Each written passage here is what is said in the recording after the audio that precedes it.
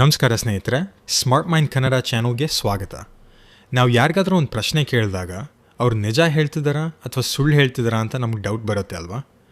ಇವತ್ತಿನ ವಿಡಿಯೋದಲ್ಲಿ ಸೈಕಾಲಜಿ ಪ್ರಕಾರ ಒಬ್ಬ ವ್ಯಕ್ತಿ ಸುಳ್ಳು ಹೇಳುವಾಗ ಅವ್ರ ಸೈಕಾಲಜಿ ಪ್ರಕಾರ ಒಬ್ಬ ವ್ಯಕ್ತಿ ಏನನ್ನಾದರೂ ನೆನಪಿಸಿಕೊಳ್ಳುವಾಗ ಅವರ ಕಣ್ಣುಗಳು ಎಡಗಡೆಗೆ ಚಲಿಸುತ್ತವೆ.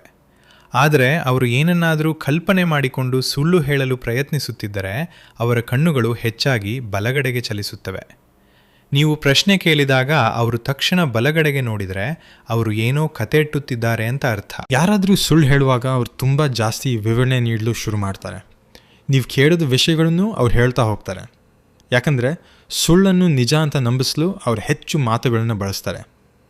ನಿಜ ಹೇಳುವವರು ನೇರವಾಗಿ ಮತ್ತು ಸರಳವಾಗಿ ಉತ್ತರ ಕೊಡ್ತಾರೆ. ನೀವೊಂದು ಪ್ರಶ್ನೆ ಕೇಳಿದಾಗ ಅವರು ಉತ್ತರಿಸುವ ಬದಲು ನಿಮ್ಮ ಪ್ರಶ್ನೆಯನ್ನೇ ವಾಪಸ್ ಕೇಳಿದರೆ, ಉದಾಹರಣೆಗೆ ನಾನು ಎಲ್ಲಿಗೆ ಹೋಗಿದ್ದೆ ಅಂತ ಕೇಳ್ತಿದ್ದೀರಾ, ಅವರ ಸುಳ್ಳು ಉತ್ತರ ತಯಾರಿಸಲು ಸಮಯ ತಗೋತಿದ್ದಾರೆ ಅಂತ ಅರ್ಥ.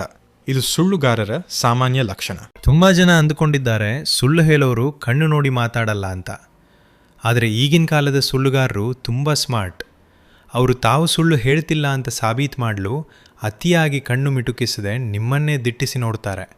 ಇದು ನೈಸರ್ಗಿಕವಾಗಿ ಇರೋದಿಲ್ಲ. ಸ್ನೇಹಿತರೆ, ಈ ಸೈಕಾಲಜಿ ಟಿಪ್ಸ್ ನಿಮಗೆ ಹೇಗೆ ಅನಿಸ್ತು? ನೀವು ಯಾರೆಲ್ಲಾದರೂ ಇಂತಹ ಲಕ್ಷಣಗಳನ್ನು ನೋಡಿದ್ದೀರಾ? ಕಾಮೆಂಟ್ ಮಾಡಿ ತಿಳಿಸಿ. ಇಂತಹ ಮತ್ತಷ್ಟು ಆಸಕ್ತಿದಾಯಕ ವಿಡಿಯೋಗಳಿಗಾಗಿ ನಮ್ಮ ಚಾನಲ್ ಸಬ್ಸ್ಕ್ರೈಬ್ ಮಾಡಿ. ಧನ್ಯವಾದ.